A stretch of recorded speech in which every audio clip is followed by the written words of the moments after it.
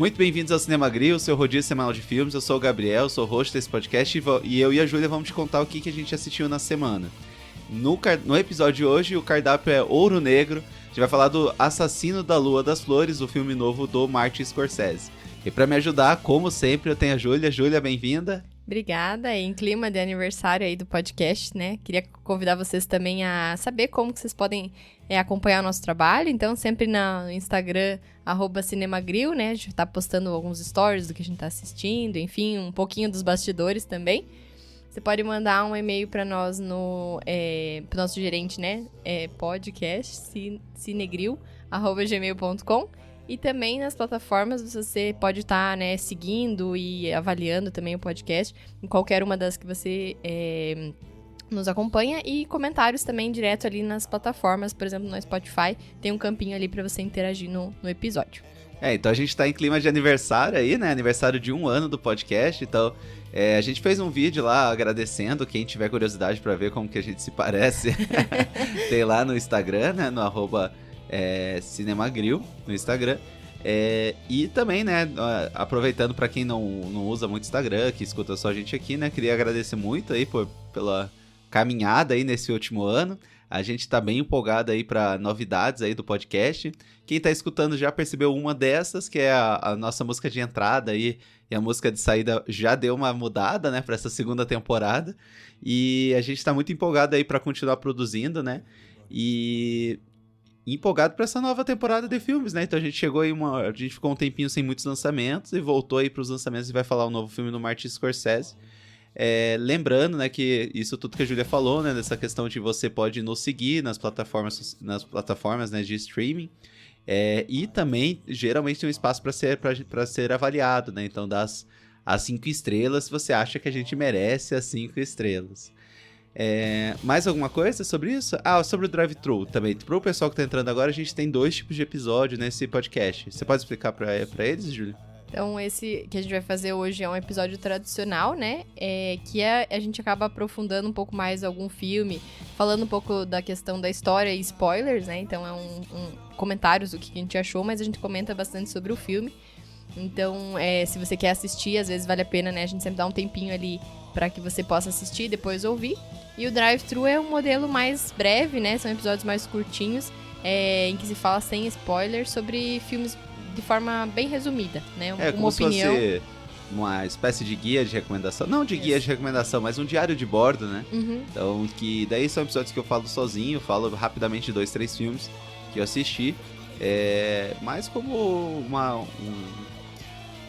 fazendo um relato aí, né? Às vezes, pra não deixar passar alguns filmes que a gente assiste, como não dá pra fazer grandes episódios sobre todos, a gente faz alguns pequenos sobre esses filmes. Isso, até pra permear um pouquinho sobre diferentes estilos de filme, né? Os grandes, assim, acabam sendo alguns filmes e outros, os drive-thru, eles variam mais nos gêneros, né? Tipos de filmes diferentes, enfim.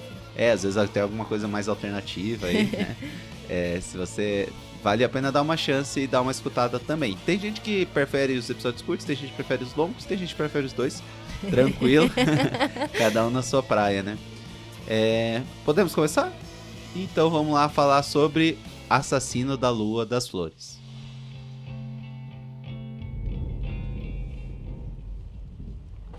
You know, you got nice color skin.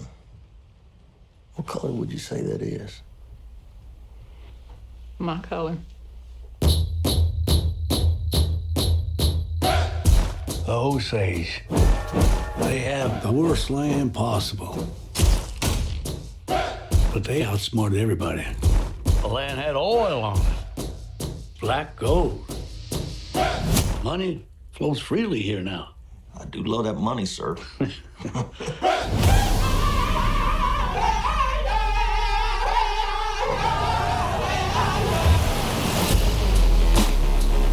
This wealth should come to us. Their time is over. It's just going to be another tragedy.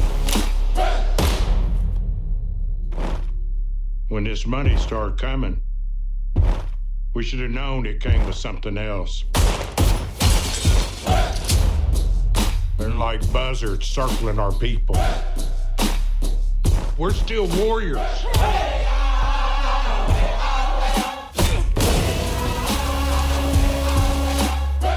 kill these white men who killed my family. I need you here. I am right here. You've got to take back control of your home. I was sent down from Washington, D.C. to see about these murders. See, what about him? See who's doing it.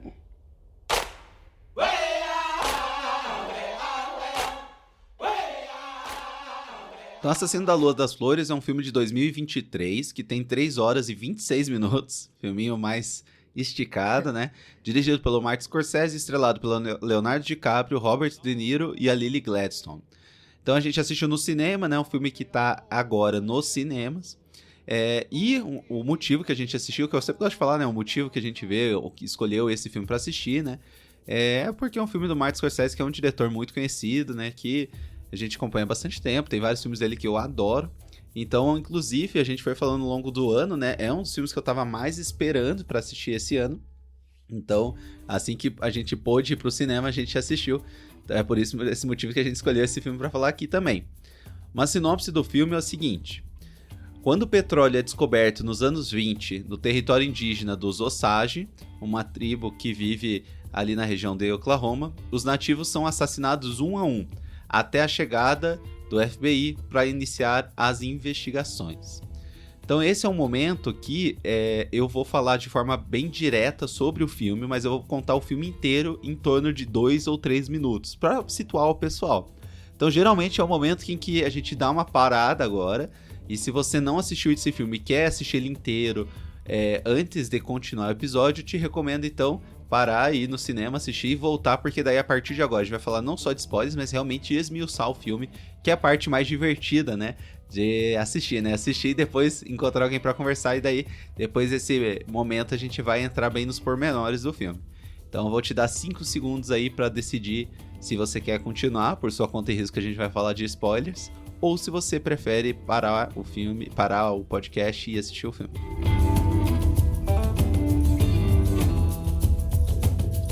Muito bem, então nos anos 20, em um território indígena de Oklahoma, pertencente à tribo dos Osages, é descoberto petróleo, gerando uma nova corrida pelo ouro negro da região. De uma hora para outra, os Osages conseguem fartas concessões da indústria petrolífera, virando então a elite local e invertendo os papéis tradicionais. Os brancos trabalham agora para os nativos americanos, que formam ali como que eu posso dizer isso? A elite, né? A elite. Os ricos, né? Os ricos, assim, os novos ricos ali da região. O William Hale, que é interpretado pelo Robert De Niro, é um fazendeiro local. E ele arma um plano em conjunto com seus filhos para conseguir essas concessões, que são concessões do território indígena, e é passado de forma para os herdeiros, né? Então, que fica ali, a princípio, dentro da linhagem dos Osages. O recém-chegado de guerra, o Ernest, que é filho do William, que é sobrinho. Do William Hale, que é interpretado pelo Leonardo DiCaprio, ele tem a missão então de se aproximar e se casar com Molly, que é interpretada pela Lily Gladstone, uma mulher Osage, e dessa maneira se aproximar da família, querendo lá na frente, né, conseguir essas concessões de petróleo, conseguir esses territórios. Depois do sucesso do casamento, as irmãs e a família da Molly começam a morrer de forma inesperada, seja de forma de assassinato, de doenças misteriosas que acometem eles. E esse surto de assassinatos dos Osages só aumenta, só prossegue. Até o ponto em que a Molly é a última da família a ter as concessões, daquela família a última que sobrou. Ou seja, assim que ela falecer, vai ser passado então para o seu marido, o Ernest. E é a partir desse momento que o Ernest começa a envenenar a própria esposa com o plano de ficar com a concessão. A tribo dos Osage, eles ao longo do tempo vão tentando maneiras de resolver esse mistério, estão contratando detetives particulares, tentando acionar a polícia, mas eles sempre são silenciados nessas tentativas, né? Os detetives mortos, a polícia fingindo que nada está acontecendo, e eles decidem então buscar a ajuda do governo federal e de uma recém-criada agência do governo, o Bureau of Investigation, que no final vai virar a conhecida FBI. Então esse é o primeiro caso dessa nova agência, né? Rapidamente a trilha de investigação chega ao ponto dos mandantes dos assassinatos, que daí nesse ponto fica claro que é o William Hale. A última barreira é quebrada quando o Ernest, o sobrinho, se arrepende e decide testemunhar contra a família. Na parte final do filme, o Martin Scorsese aparece ali, narrando como se fosse uma radionovela, né? Narrando o final daquela história com os envolvidos presos por muitos anos. Muito tempo depois, o Hale é solto da cadeia pelo governador e volta a morar na mesma região. Quando ele morre, ele é mencionado como um grande fazendeiro e não é citado sobre os assassinatos dos Osages. E é aí que o filme acaba.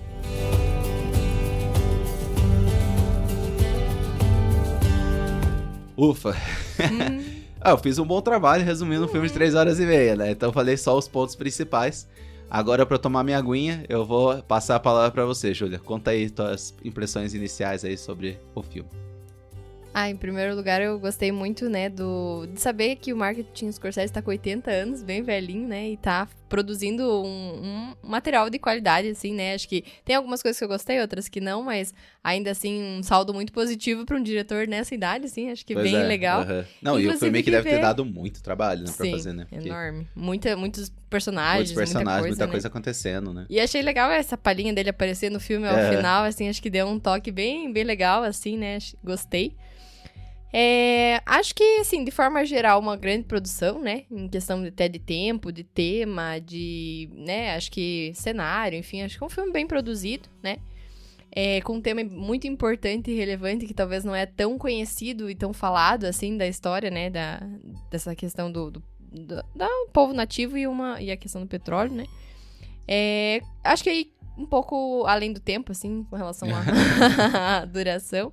Mas, de forma geral, achei, assim, um filme bem importante, né? O que eu achei que... A primeira coisa, assim, que eu pensei sobre o filme é que eu achei muito interessante essa história. Achei que ele escolheu a dedo, assim, realmente não conhecia essa história, assim, da questão dessas concessões de petróleo, a tribo dos Osages. Eu achei muito interessante. A história do filme eu achei muito interessante, né?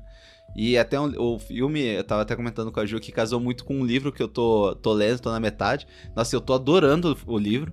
Que ele conta... Ele é como se fosse uma biografia do petróleo. Então ele conta como desde da Idade Moderna, ali principalmente, né? Até os dias de hoje, né? Então até em 1800 e alguma coisa, que quando eles começaram a refinar petróleo e usar o petróleo principalmente para querosene, né? Para iluminação. Isso começou nos Estados Unidos. E lá daí surgiu um grande monopólio. Daí teve a Standard Oil of America, né? Que o dono era aquele magnata famoso Rockefeller. E daí, realmente, foi uma época que foi realmente uma corrida do ouro, assim, né? Pequenas cidades eram tomadas de gente quando se ouvia que poderia ter poços de petróleo. E a extração era tão agressiva e tão mal organizada que rapidamente zerava as reservas antes do esperado. Então, eles tinham uma regra que era assim: você tem um terreno ali, tem um poço de petróleo, e é óbvio, né? A reserva ali subterrânea, ela não segue o limite de território que a gente divide, né? Então, às vezes, 2, 3 ou mais, né? Um exemplo, né? De territórios drenavam a mesma reserva, né? O mesmo bolsão de petróleo. E a regra era que o que estava dentro ali, você podia tirar o tanto que você quiser e quem conseguir mais está no jogo. Então, era uma exploração extremamente agressiva, mal organizável, que esvaziava o petróleo e às vezes a pressão que precisava para o petróleo subir muito antes do esperado. Ou seja, mal organizada e que desperdiçava muito material, muito material, né? Então, e depois disso acabava a reserva antes do esperado e daí era uma fuga em massa, deixando uma cidade de fantasma para trás. Então, cidades que cresciam e morriam rapidamente, né? E esse movimento de escassez, assim, e abundância rápida de petróleo, porque uma hora descobria, daí tinha uma abundância, depois acabava, tinha uma escassez. Gerava uma oscilação muito brusca no valor do petróleo, e isso gerava ainda mais problema, né? Esse livro que eu tô lendo se chama O Petróleo, é de um escritor chamado Daniel Yergin. Eu vou colocar na descrição do episódio, se vocês quiserem ler. Eu não terminei o livro pra falar assim, ó, nossa, terminei o livro, o filme o livro é muito bom de começar ao fim. Mas o ponto que eu tô da metade, assim, eu tô adorando o livro. E eu vou tirar um minutinho, posso? Minutinho pra ler 2 trechos do livro que eu achei bem interessante pra contextualizar o que era esse mundo do Assassino das Duas das Flores, né? Que mundo, que contexto que ele se encaixava, né? Então, esse trecho aqui, ele fala um pouco sobre como era, assim, as coisas de uma hora para outra nasciam e morriam, né? Então ele comenta assim, o escritor: o que melhor demonstra o nível febril de atividade da especulação é o caso estranho da cidade de Pithole, na margem do córrego Pithole, a uns 24 km de Tutsville. Tutsville é a cidade onde primeiro teve as primeiras perfurações com sucesso, tá? O primeiro poço foi descoberto ali, numa área onde havia uma densa floresta, em janeiro de 1865. Em junho, 4 poços contínuos já produziam 2.000 barris por dia, 1/3 da produção total de Oil Regions, que era a região principal. E as pessoas abriam caminho à força nas ruas já atravancadas de vagões carregados de barris. Abre parênteses. O lugar todo, disse um visitante, cheira a uma unidade de soldados com diarreia, fecha parênteses, que era muito ácido, então era bem fedido essas regiões. A especulação imobiliária não tinha limites.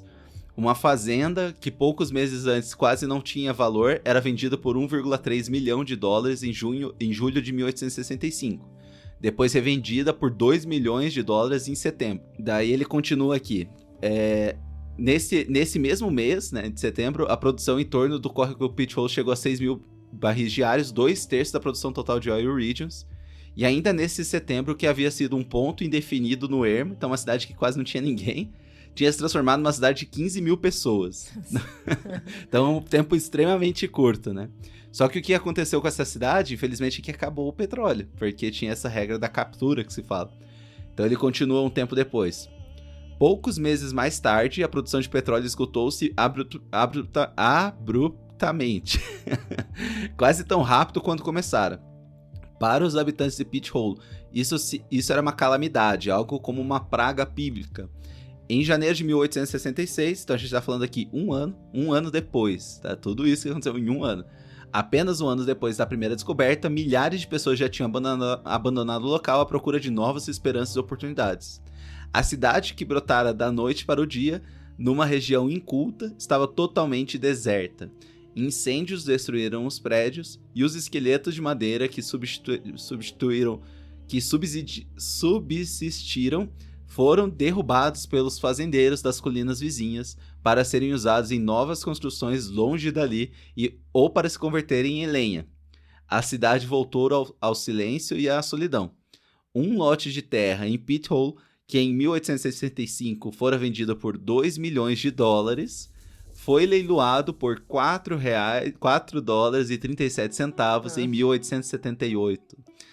Então, isso mostrando, né, como em pouco tempo isso era uma exploração tão agressiva que em pouco tempo é como se fosse uma doença, né? A cidade ela crescia e de repente ela morria e ficava pior do que antes de terem descoberto petróleo, né?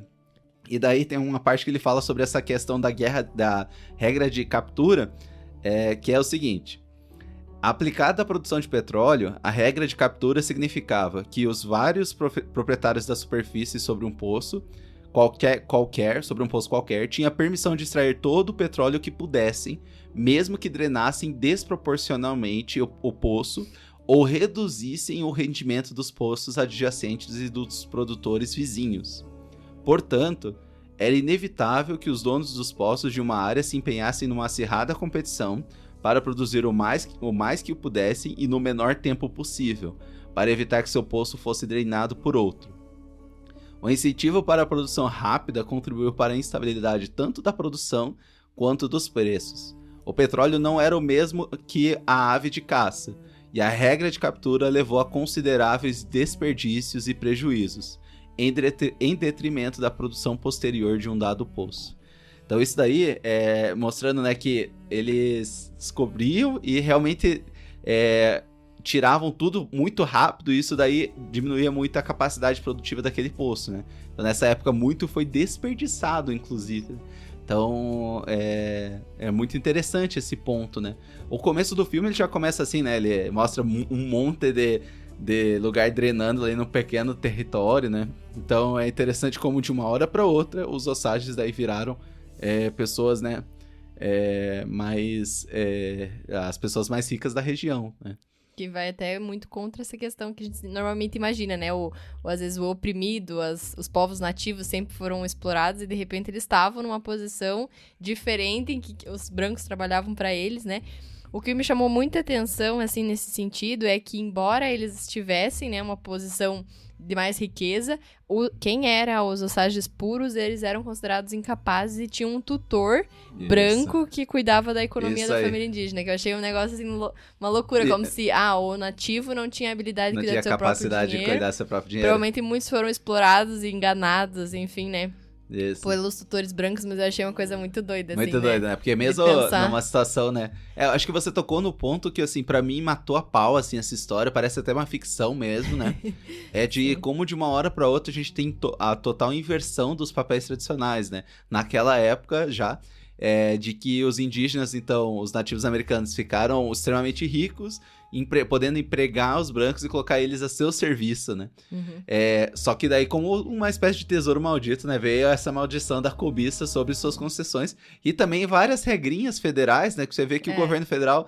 Várias regrinhas, que nem essa que você comentou, de considerar alguns indígenas incapazes. E esses, eles tinham que ter um tutor obrigatoriamente branco para cuidar do seu dinheiro, né?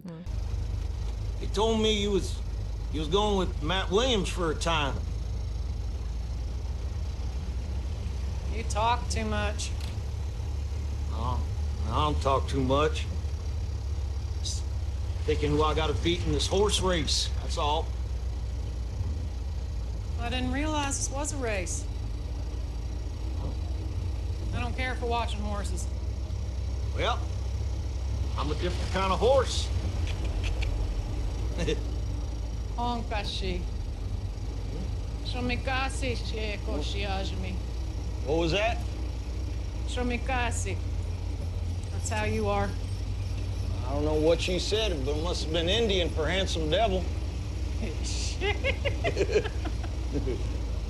Querendo ou não, isso mostra que, embora eles tenham mudado de status social, no sentido da riqueza material, né, do dinheiro, enfim, eles ainda assim sofriam uma opressão, né, que acho que não era tão clara, né, era meio silenciosa no sentido de algumas regrinhas, essa questão dos assassinatos silenciosos ali, tipo, uma coisa que não era tão clara, né, mas que continuava que eles estavam sendo, né, massacrados, oprimidos, com certeza, né, ainda... Uma coisa interessante que eu li dos Osages, que... então no filme ele comenta bem por cima de que aquele território lá de Oklahoma não era o originário deles, né? E daí eu dei uma olhada que eles eram no Kansas, né? No Arkansas, Kansas que fala. E daí foi na divisão de terras indígenas que o governo federal realocou eles, tirou da própria terra deles e deu aquele território do Oklahoma, que inclusive era um péssimo território para agricultura. Então não era um território deram um território péssimo para eles, que não crescia nada, ou seja, né? Deu assim... uma sentença para eles de ficar numa terra improdutiva, que não poderia trabalhar ali para sua própria subsistência. E, por um acaso, era um território muito rico em petróleo e eles conseguiram dar essa reviravolta, apesar de terem sido, né, sacaneados pelo governo federal. E ainda assim eles conseguiram arranjar um jeito de prejudicar eles, né? De não dar a autonomia total. Então achei bem legal o que você falou, né? Não tinha pensado nisso, de que só o dinheiro não foi o suficiente para eles ascenderam nessa parte financeira, mas ainda socialmente eram vistos como pessoas inferiores, não poderiam... Não tinham direito à segurança, né? No sentido de que pessoas da tribo estavam sendo mortas e ninguém estava investigando. E nem o direito à liberdade financeira de poder organizar o dinheiro como queriam, né? Então tinham pessoas por trás que, com certeza, né, pegavam, tinham uma mão no dinheiro lá, podiam subtrair várias quantias aí, né? E a Molly, durante o filme, várias vezes, né, vai lá pedir dinheiro, tem que se justificar, né, pro cara que nem tipo, o dinheiro é dela e ela tem que se justificar com o que ela tá gastando, o quanto que ela precisa, né. É interessante que o filme, ele mostra essas cenas, mas ele não fica martelando toda hora, são coisas sutis que depois você termina o filme, você vai pensando, né, poxa, a Molly tem que ir lá pedir dinheiro que é dela, essas coisas são mecanismos de opressão ali do governo federal sobre a tribo dos Osages, né, então isso daí ficou bem interessante, né. Sim. Acho que essa parte assim ficou bem legal, né. E a gente sabe que pro indígena o território em si, geográfico, ele é muito importante, né? Então eles já tinham sofrido essa questão de uma mudança. Acho que tem até um momento do filme que ele fala que eles não querem sair porque agora essa é a terra deles, né? Assim, onde estão, os antepassados estão ali, pra eles o território ele é muito importante, né? Eles não queriam sair de novo, assim, né? Outra coisa que me chamou a atenção nesse sentido é que no começo do filme ele mostra, inclusive, os indígenas, dá pra ver essa transição, eles bem com roupas mais chiques, assim, vestidos de uma forma bem elegante, assim, né, e mostra que eles tiveram que adotar essa postura também pra impor esse respeito, eu acho, né. Agora você fez uma leitura. Eles andando de carro ali, né, acho que talvez até um pouco, né, eu acho que eles tiveram que se adaptar ali colonizados, né, no sentido de, eu adorei o que você falou, não tinha pensado nisso, de que eles ganharam dinheiro, mas eles poderiam continuar se vestindo com as coisas, assim, né, tradicionais deles, mas eles acabaram passando por um processo de colonização, assim, eles começaram a usar roupas que não faziam parte da cultura dele, né, comprar carros, coisas do tipo, né, então mostrando que, acho que a gente já falou disso em algum episódio, acho que talvez foi até do Avatar, né, foi o Avatar? Não lembro, mas assim, como tem esse colonialismo mais soft na questão da influência no jeito que as pessoas se vestem e tudo, né? Sim. E assim que eles tiveram oportunidade, tiveram dinheiro, isso às vezes já na cabeça deles se traduzia em comprar roupas que nem os outros usavam, né? E acho que às vezes até no sentido de se impor um pouco mais, né? Agora que eu emprego os brancos aqui, se às vezes eu tiver na minha forma tradicional, talvez eu não tenha o respeito. Enfim, acho que é algo nesse sentido, assim, que talvez precisaria estar mais elegante, né? Com roupas mais chiques, andando de carro, pra poder ter essa nova função, né, ali. Esse negócio do petróleo, né? E até comentei assim, como se fosse uma espécie de doença, né? O trecho do livro que eu li. E eu tava pensando muito como a nossa essa época, né? E a nossa dependência do petróleo, ele definiu o resto da história da humanidade, né? De como, por exemplo, a Segunda Guerra Mundial, várias coisas, né? O conflito no Iraque, várias coisas muito relacionada à dependência dos governos e o valor econômico econômico e estratégico de você ter petróleo, né? Então, pensando, achei uma analogia assim, interessante de que como se o petróleo para a humanidade fosse como se fosse uma espécie de tesouro proibido mesmo, assim, né? Porque até aqueles filmes de aventura, assim, que você tem que entrar num templo e lá no fundo da terra lá e pegar alguma coisa que parece inicialmente algo valoroso, né? Uma coisa que gera dinheiro, mas que também então, que assim, que não vão ser hipócritas, né? Se não fosse também os derivados do petróleo, várias coisas, a gente não teria hoje, né? Então, obviamente, todo mundo é dependente, todo mundo consome e usa, sim, né? Não tem como você falar que não. Só que isso também gerou um vício, né? Uma dependência que a gente tem. E a boa parte dos conflitos que tem relação com esse tipo de situação, né? Energética, material do petróleo, recurso, né? Então, se você pensar ainda que ele é bombeado ali do fundo da terra, do fundo do mar, é mais uma coisa que parece algo... um tesouro maldito, assim mesmo, né? Uma maldição pra humanidade, talvez, uma doença da terra. Não sei, assim, talvez até o nosso fim, né? A gente não sabe, né, assim, o que vai acontecer quando esgotar, ou que conflitos que isso pode gerar, além dos que já gerou. E é interessante pensar por esse lado, né? Eu acho que o filme, nesse sentido, ele tem essa metáfora pra mim também de como pra tribo dos Osage ter petróleo no seu território foi uma coisa muito positiva que eles puderam acender, e até um dos chefes da tribo, né, fala esse momento, né, mas isso trouxe a maldição de que o homem branco, ele começou daí a ver nos Osage uma oportunidade de ascender financeiramente. Sim. Até pelo agito, assim, né? Eu acho que uma tribo que às vezes estava no seu território, vivendo na sua rotina, de repente uma multidão que vem habitar aquela região, né? Dos mais diversos tipos de lugares, enfim, acho que essa variedade que teve de cultural mesmo ali, mas acho que o filme ele traz em vários momentos esse agito, assim, né, puxa, a hora que chegou o trem lá, desembarcou, era aquela confusão, cheio de gente, briga, conflito ali, né, até pra andar naquele lugar ficou difícil, assim, né, quando o Ernest chega lá, dá pra sentir esse clima de competição, assim, um clima, né, difícil, provavelmente, você falou ali do cheiro também, provavelmente era um fedido, lugar, né? Muito insalubre mesmo, assim, né, tipo, o pessoal vem ali pra realmente enriquecer e né, explorar o máximo possível, né? Eu gostei que a atmosfera da cidade mostra isso, né, então, a cidade cheia, né, muito barulhenta, muito os carros, né, correndo no meio da rua lá, né, e eu acho que essa diferença com a cultura dos Osage, que eles acordam cedo pra rezar, essa questão da paz que era naquela região, e o barulho do homem branco chegando lá e trazendo todo esse conflito, né. Até eu achei interessante como de forma geral, a história vai se repetindo, né? Porque isso não é algo novo, né? Quando começou, né, a era das grandes navegações e daí depois a descoberta de recursos naturais nos territórios ali colonizados, né? Por exemplo, o Brasil, né?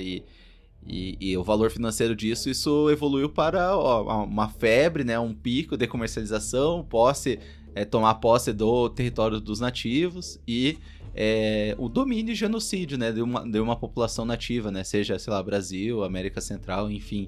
Né? Então, eu acho engraçado como essa história, de certa forma, é uma recapitulação do neocolonialismo, do colonialismo, né, mais tradicional, sobre a perspectiva mais regional dos Estados Unidos, né, de que o território indígena estava lá, surgiu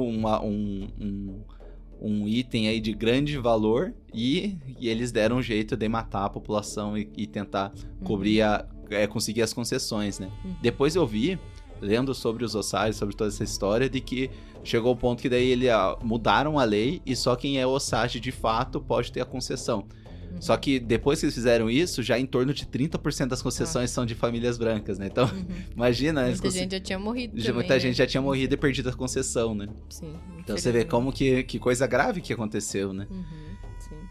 Essa questão da opressão silenciosa mesmo, né? De articular todo um esquema pra ir matando devagar pra não ficar tão na cara, né? Sim. E talvez se não tivesse tido essa postura da Molly, né? Da personagem principal ali, em perceber que tava realmente... precisava alguma medida de investigação, isso teria... né? Ela também seria silenciada e seguiria por muito mais tempo, né? Sim. Até eu achei bem interessante a abordagem do Scorsese com a história, né? Porque... é um filme, os filmes dele, boa parte deles é sobre, de gangster, de polícia, de ação, assim, né? E essa história que, querendo ou não, foi o primeiro caso do FBI, poderia ser uma história muito focada no FBI, né? Poderia ser os personagens principais do FBI indo pra aquela cidade, mas não, ele decidiu mudar essa perspectiva, talvez em grande respeito aos Osages mesmo. É isso, achei eu dei uma olhada, eu até vou deixar aqui no podcast um trecho de 30 segundos de uma entrevista, que até, se não me engano, Leonardo DiCaprio foi o produtor executivo desse filme também, teve alguma coisa relacionada ao desenvolvimento do roteiro, né? E daí ele comenta que o roteiro teve a primeira versão do roteiro baseado nesse livro, né? Um roteiro adaptado, e que tinha o foco, o Leonardo DiCaprio ia ser o investigador principal do FBI e ia ter o foco totalmente no, o FBI indo até os Osages, investigando e, de certa forma, salvando os Osages, né? E depois eles não gostaram e daí eles reescreveram o roteiro, então levou mais uns 2-3 anos pra reescrever o roteiro com a perspectiva eles foram lá, conversaram com os Osages e mudar totalmente a perspectiva da história. Eu achei que ficou muito melhor assim, né? E com certeza dá pra destacar muito, apesar de ter um elenco muito bom, de peso, assim, atores conhecidos, eu acho que quem fez a Molly, né, que é a Lily Gladstone, Isso. acho que ela realmente deu um tom pro filme, assim, que se destacou muito, muito assim, interessante, né? A atuação da personagem, a complexidade da personagem também, né? E uma coisa legal que você falou é que eu acho que realmente eu tinha lido, né, que ele foi um roteiro adaptado. Eles foram, inclusive, conversar com as famílias Osages ali. E um ponto que me chamou a atenção é que acho que os descendentes, né, da Molly falaram que não queriam que retratasse esse amor entre os dois como só uma exploração. Querendo ou não, a gente percebe que o Ernest gostava da mulher, né? Ele tava ali nesse cenário de exploração e fazendo coisas, mas ele gostava dela também, né? É um personagem extremamente complexo, né? Eles falaram, não queria deixar que ele não amava ela. Esse amor existia, né? Só que realmente dentro do contexto... Foi o conflito, né? De que... E até assim, é claro, não, mas obviamente o cara, a gente não tá defendendo o cara, né? Sim. O cara envenenava a própria esposa. Mas que era uma relação extremamente complexa, né? Acho que o filme ele consegue retratar isso, porque assim, mesmo quando a Molly sabe de tudo que tá rolando, existe uma espécie de algum tipo de afeto. Ela quer ver que ele bem, assim, de alguma maneira que ele não seja, sei lá, condenado à morte ou coisa do tipo, né? Mas eu acho que ela daí ficou com ele junto ainda, e daí só quando ele realmente assumiu que tinha tentado envenenar ela, que eles se separaram. Eu vi que na história real isso aconteceu, Entendi. né? Ela ficou do lado dele, mesmo sabendo de todo o esquema, até ela só separou. E teve uma cena muito forte que ela pergunta diretamente, né? Se era só insulina, e ele não consegue falar a verdade pra própria esposa, daí, né? quando ele admitiu isso, eles se separaram daí. Então eu achei, assim, uma coisa de extremo bom gosto dele, né? Ainda mais, por isso que eu achei que é um filme que... Acho que esse é um ponto que eu queria ressaltar, né? Que você comentou, eu até... ia entrar nesse mérito de que o Martin Scorsese não é novo, né? Então ele tem muita trilhagem, muita carreira, né? Tem 80 anos e ele tem uma estrutura, um estilo, né, cinematográfico bem determinado. A gente, de certa maneira, sabe o que pode esperar dos filmes dele. Só que me pegou muito de surpresa esse filme, porque eu achei que ele mudou bastante o estilo pra história, porque era o que a história precisava, né? Então, uma câmera muito mais parada, algumas sequências sem diálogo, ele é muito mais... tem poucas e rápidas cenas de ação, então não é aquela cena de ação, assim, né, glorificada ou desenhada pro entretenimento. Não que eu tenha problema com isso, mas ele muda um pouco, assim, a cena de ação pra ser uma coisa mais contida, né? Para o foco ficar não no aspecto de entretenimento, mas no aspecto, né, de o quão sério é aquilo que estava acontecendo naquela época, né? Então é legal como ele, apesar dessa carreira longa que ele tem, 80 anos, ele não entra no modo automático pra mim, sabe? Ele realmente, ele identificou essa história, o que ela quer contar, e mudou o jeito dele de filmar pra beneficiar a história, sabe? Então até essa questão que a gente comentou de mudar o estilo, porque se ele fizesse um filme de FBI, aquela coisa assim, muito mais, um filme de ação mais tradicional, assim, eu acho que ia tirar muito o poder da história dos Osages, assim, achei que o jeito que ele escolheu contar me chamou muita atenção pra ver como é um cara que não gosta de fazer as mesmas coisas do mesmo jeito sempre, né? Eu acho que eu até li algum comentário que ele falou, se fosse nesse viés, assim, o FBI sendo o foco principal, né, o salvador da tribo, seria de novo uma opressão. O branco que tá fazendo filmes, contando a história do FBI como salvador daquilo, né? E acho que é justamente nessa inversão, né, de dar a voz também, por isso que eles reescreveram o roteiro e foram lá conversar com os descendentes da tribo que ainda tinham ali, enfim, pra garantir, né, dentro do possível, uma história muito mais com foco na tribo, né, dos Osages, do que no foco no branco, né, como salvador. Acho que foi essa a ideia mesmo, né, e acho que foi muito interessante mesmo essa inversão. We optioned the book 7-8 years ago, and it was a fascinating piece of forgotten history, but it was told from the perspective of the FBI. And we developed a screenplay soon after that. But there was a dynamic missing there that we ultimately felt that we weren't getting to the heart of the story. We weren't immersed in the Osage community the way we wanted to be. And there was 2 short sequences of Ernest and Molly together, which was this insanely bizarre love story, something that was hard to fathom in a lot of ways, how this woman stuck by someone who was so duplicitous. But it was true. All of it was true.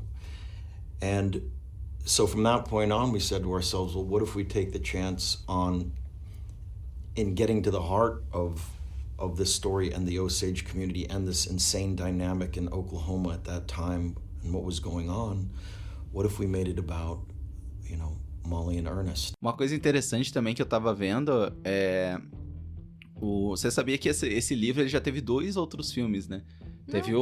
Já teve um filme lá em 1920, 1930, bem antigo.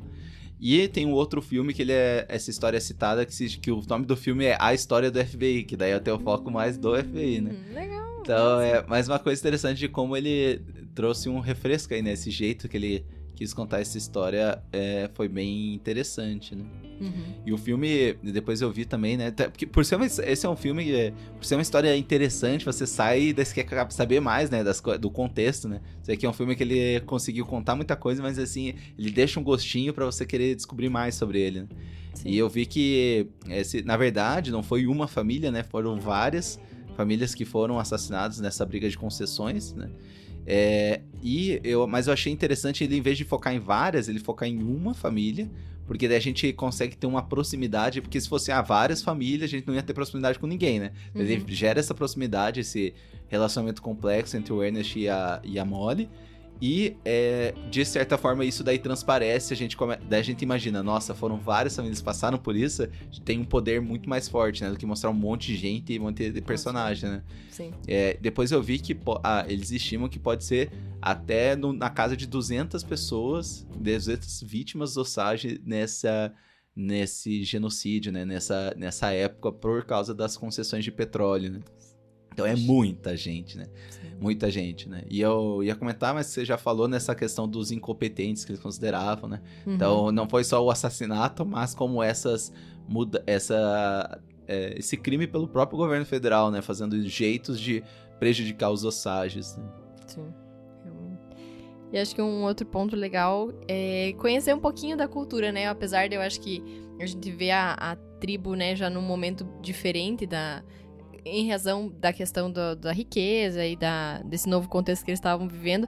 Em vários momentos mostra, né, a Molly acordando e, né, tendo um momento lá com a natureza. Fala um pouquinho sobre essa lua das flores, né, que também é uma cena bem bonita, né, que acho que nessa parte do hemisfério norte a lua cheia em maio acontece na primavera. Então eles associam a lua, muitos povos, não só os Osages, essa lua de maio, né, a lua das flores, com muita flor desabrochando, enfim, acho que é a parte cultural deles não só raciocinar em relação à estação, mas essa lua ser responsável pelo florescimento de grandes campos de flores, assim, achei bem interessante, achei bonita aquela cena, conhecer um pouquinho mais da cultura mesmo deles, né, acho que não teve tantas coisas, mas acho que foi bonito, assim, eles, né, colocar no título, enfim, coisas bem que eu achei legal, assim, de conhecer.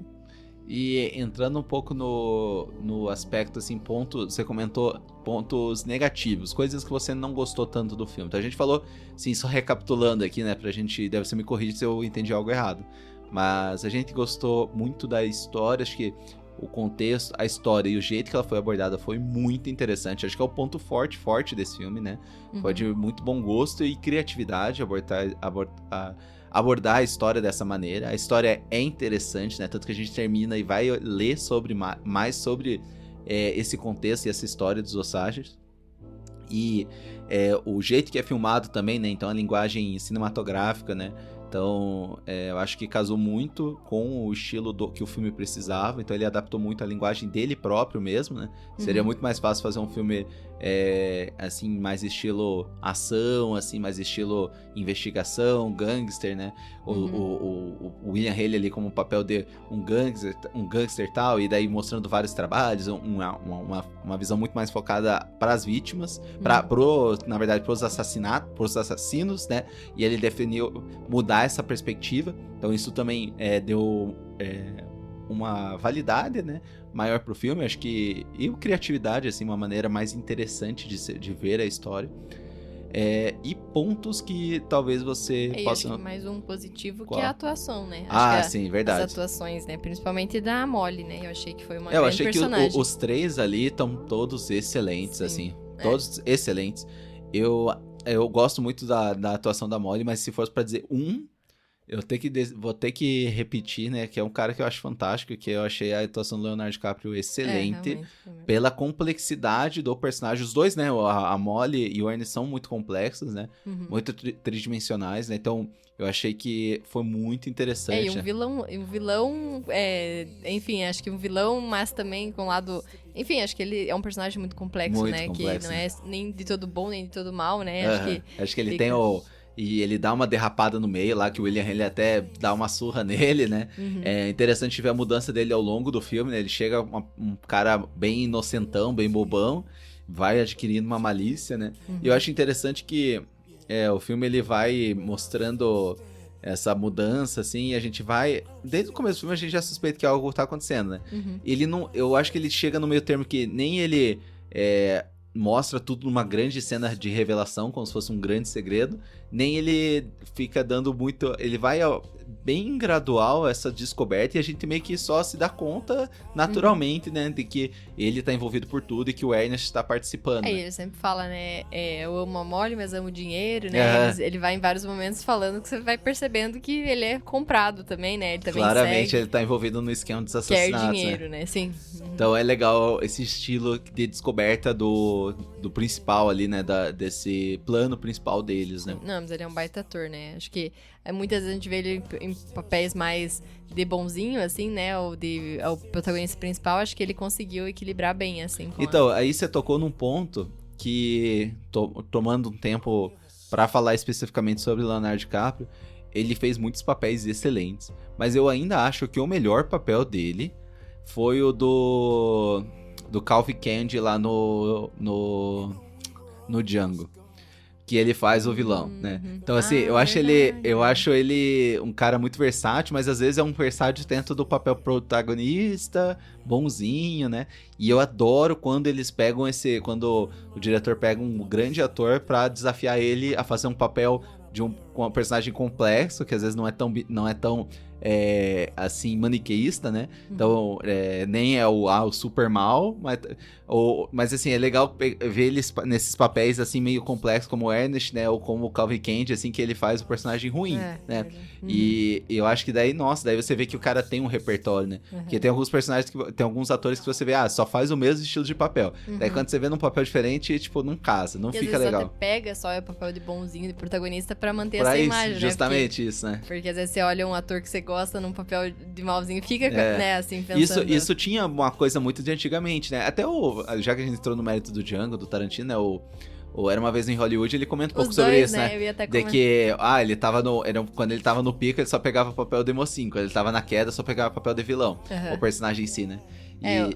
Aí, até acho que falando desse filme, entre os dois, né, o Brad Pitt e o Leonardo DiCaprio, que são dois baita atores conhecidões, assim, né, eu acho que em termos de complexidade de desenvolver papéis diferentes, o Leonardo DiCaprio acaba sendo um pouco, acho que ele tem essa versatilidade um pouco maior do que eu vejo no Brad Pitt. Talvez ele assim, pegou né? papéis, esses dois que eu lembro, assim, de cabeça fácil, assim, que são papéis que precisam de uma amplitude maior, né, então é interessante, né, e até eu acho que o Ernest aqui, ele é um personagem que precisa de uma amplitude maior até que o Calvin Candy, que é a minha atuação favorita dele. Porque o Calvin Candy, né, o cara só tem coisas negativas. O cara é dono de uma fazenda de escravos, gosta de botar eles pra lutar, então não tem nenhuma qualidade, assim, uma qualidade, assim, nada assim que possa a favor dele, né. Mas ainda assim, eu acho uma baita atuação, adoro ele nesse filme. Eu acho pra mim o melhor papel do Leonardo DiCaprio. Mas aqui no Ernest... Ele tem essa complexidade porque ele tem algumas qualidades, né? Você vê que as outras irmãs da Molly, né? Casaram com outros caras que totalmente desprezavam elas, tratavam mal elas, né? Já o Ernest, não, ele é óbvio, né? Ó, não tô defendendo o cara, né? Mas ele tinha algumas qualidades de querer cuidar, querer que ela tome a insulina dela, que depois tem esse viés. Tinha um pouco de afeto, né? Eu acho que ele sofreu em envenenar a esposa, né? Eu acho que dá pra perceber... A partir do momento que ele tem que fazer essa função, ele dá pra ver no personagem que ele não quer, né? Mas só que ele se afundou ele tanto, faz, e ainda né? assim ele faz. Então aí tá a complexidade, né? Que ele ama mais, né? A mulher... Ou o dinheiro, né? Daí acho que entra bem nessa... Chega o ponto da decisão, que no fim ele toma a decisão que ele prefere o dinheiro. Sim. Mas é um personagem que requer uma amplitude de atuação maior, assim. Acho que talvez, assim... Enquanto a gente continua falando, vamos pensando, assim, outros papéis dele, mas assim... Não vejo outro papel com uma amplitude e uma complexidade tão grande quanto ele nesse filme. E eu acho que não adianta, ele é o cara que, pra mim, foi o cara do filme. Eu adoro a Molly, acho que ela é excelente também. Acho que foi um par muito bom. Também, não, todos, mas assim, eu acho que de amplitude de personagem, que precisou, tipo, ir de cara maníaco pra cara esposo afetivo, realmente afetivo, que gosta da esposa, muito rápido, e ao longo das 3 horas ele teve que dançar através desses papéis, né? Então, assim, eu achei que, sim, realmente, até é engraçado, você vai ver trailer, coisa do tipo, eles botam lá... sempre tem uns comentários, né? Tipo, o filme pode ser uma bosta, né? Mas os caras dão um jeito do trailer, botar um trailer de alguém lá de não sei da onde falando bem do filme, né? E daí, quando eu tava preparando o trailer pro podcast e tudo, né? Eu assisti um pouco do trailer, né? Porque eu não tenho hábito de assistir o trailer antes do filme.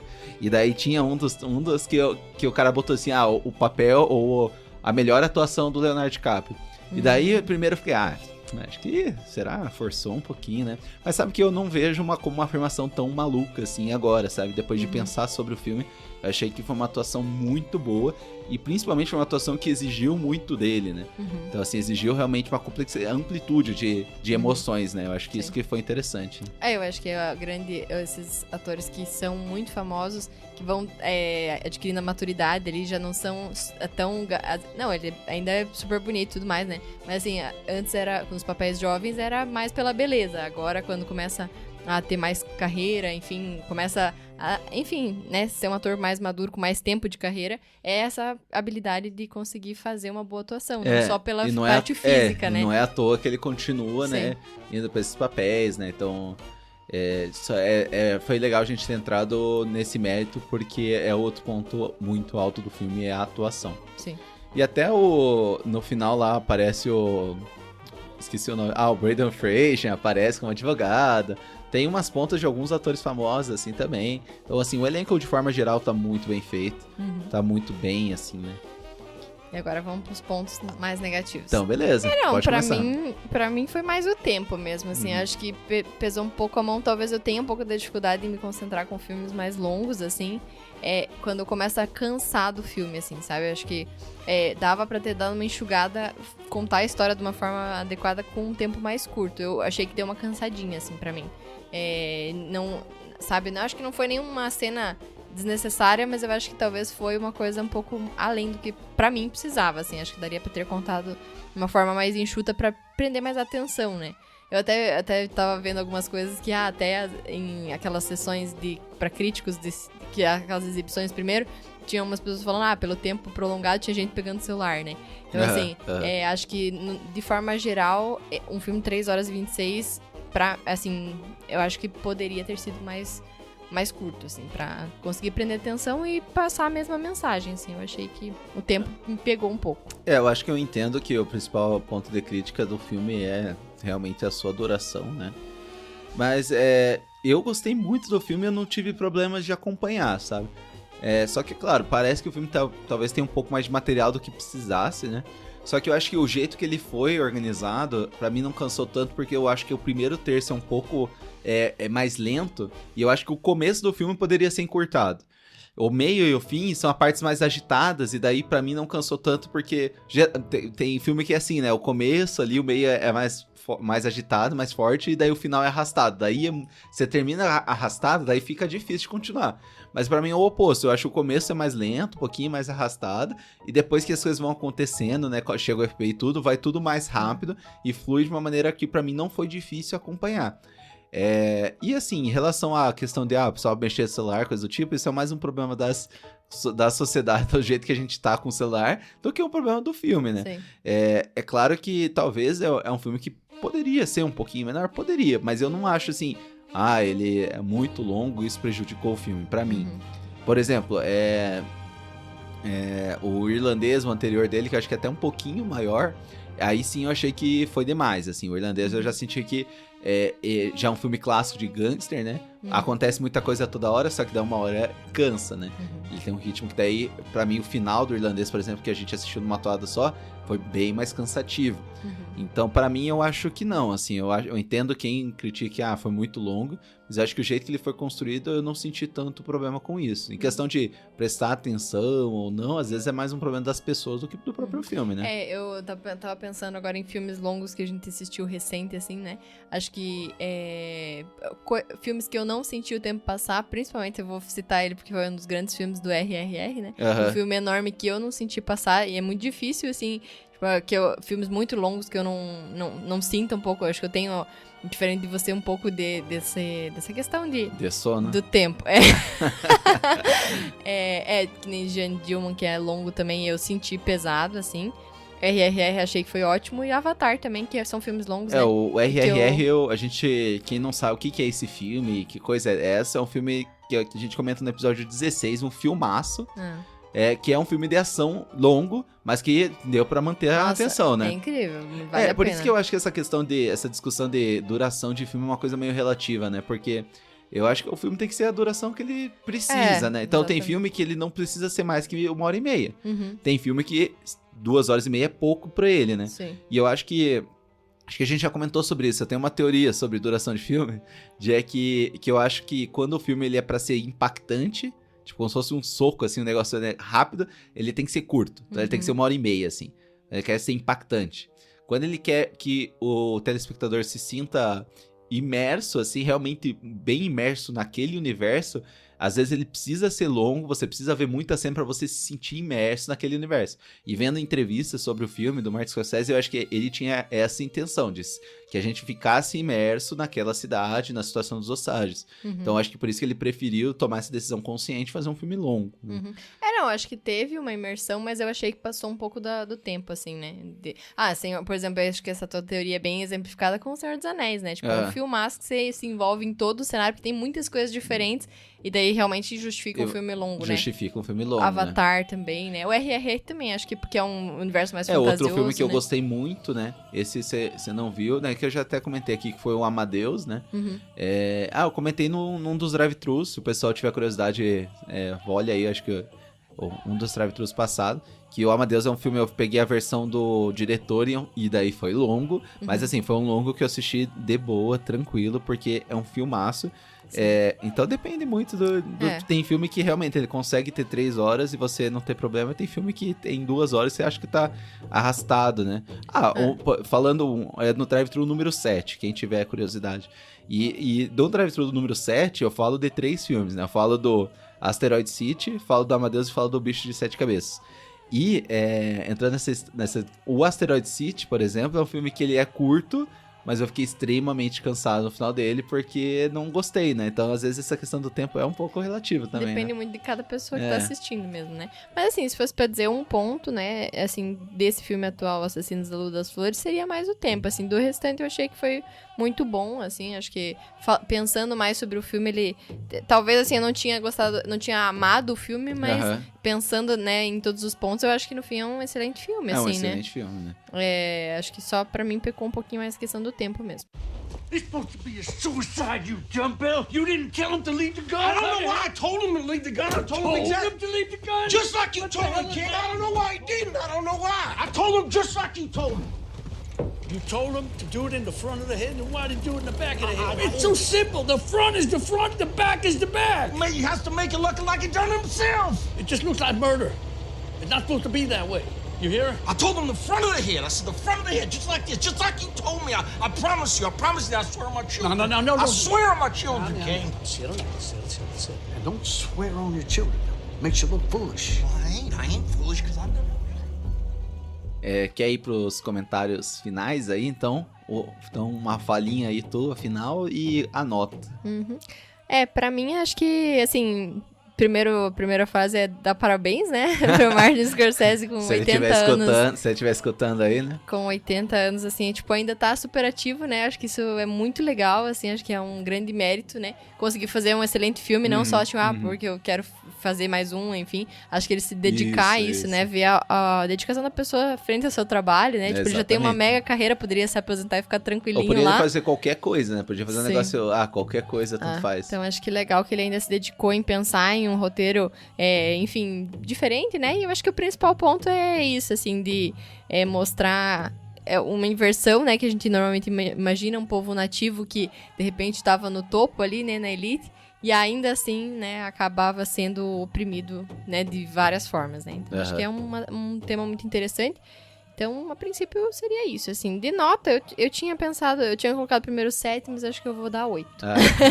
Beleza. Porque acho que pra mim, assim, foi legal. Talvez um tempo um pouco além, né? Mas mostra justamente a qualidade do diretor em não ter preguiça, assim, né? Tipo, realmente queria contar uma história, filmou bastante, né? E, enfim, acho que quis também aproveitar o material todo que tinha organizado, né? E fez um bom filme. Então, acho que nota 8.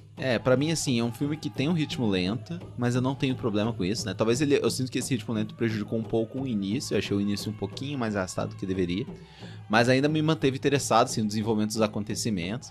Nem eu comentei, achei bem legal a revelação dos planos do rei é feita de forma gradativa, né? Sem querer uma grande cena de revelação, um negócio muito dramático, assim, um excesso, né? Foi uma coisa natural que a gente só se concluiu naturalmente, né? Que a elite breve ali não estava satisfeito com ver os nativos no topo da sociedade. Então é um filme que ele tem uma história interessantíssima, né? Então ele material muito bem escolhido, muito bem abordado. Gostei muito dessa questão desse cuidado de querer reescrever, né? Porque daí eu vi ele na entrevista, até vou procurar e vou deixar na descrição do episódio essa entrevista, que é bem interessante quem tiver interesse, né? Que eles compraram, né, os direitos do livro.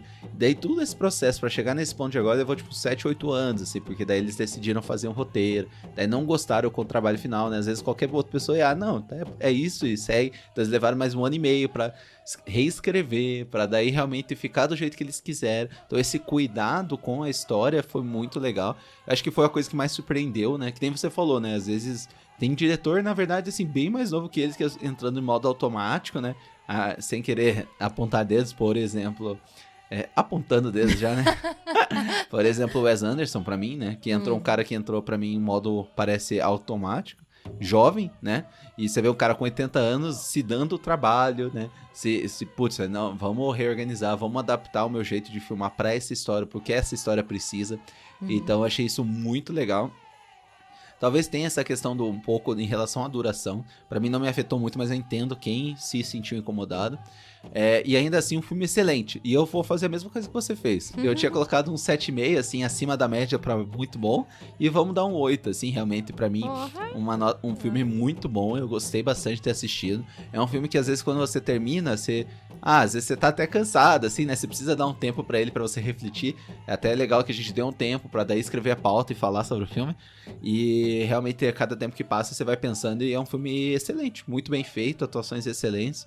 Um filme top aí, realmente achei que ficou até melhor aí que o Irlandês, por exemplo, que foi um filme que eu achei ok, mas é um filme que talvez pecou um pouquinho no excesso de duração aí sim, pra mim, foi exagerado, mas esse filme eu já não tive esse problema, e principalmente eu me surpreendi com cuidado em filmar, assim, né, um filme bem interessante, bem bonito, né, e é isso, acho que é uma experiência muito boa, né? E espero que ele não pare, espero que ele faça até... isso que eu ia falar, né? Além do filme, assim, acho que talvez Martin Scorsese traz um pouco essa ideia de que, sei lá, acho que quando você faz o que você gosta, né? Tipo, tá com 80 anos, mas se sente empolgado em trabalhar, tipo, acho que é uma grande lição, assim, né?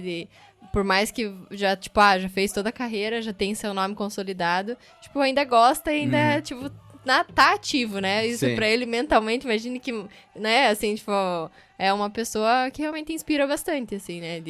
Poxa, tipo, tá ativo ainda com 80 anos, fazendo as coisas, filmando, fazendo o que ele gosta, né? Fazendo o que ele gosta, acho que é um grande exemplo da gente levar de inspiração, assim, buscar fazer alguma coisa que a gente gosta, né? Pra continuar trabalhando até os 80 e pra frente.